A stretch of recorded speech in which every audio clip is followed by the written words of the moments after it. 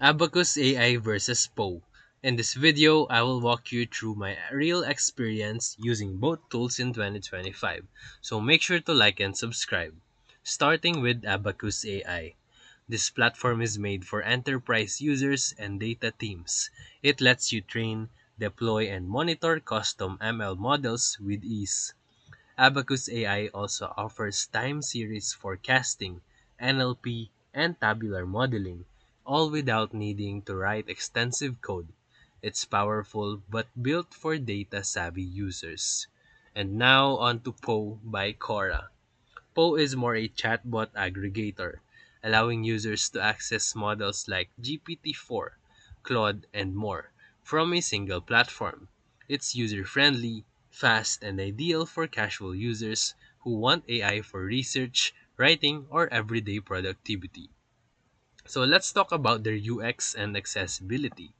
Abacus AI's interface is clean but technical. You will find datasets, endpoints, and experiments all clearly organized, while Poe's interface is mobile first, smooth, and focused on quick interactions. It's less about model training and more about general productivity. In terms of pricing and target audience, Abacus AI is enterprise level and it's priced accordingly, while Poe is free for basic use with an optimal subscription for premium models, much more accessible to everyday users. So for final verdict, if you are a data scientist or business analyst, you can go for Abacus AI because it gives you real control over model deployment.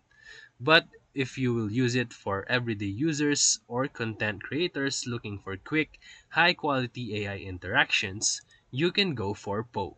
So if this video helped you, feel free to like and subscribe for more videos. Thank you for watching.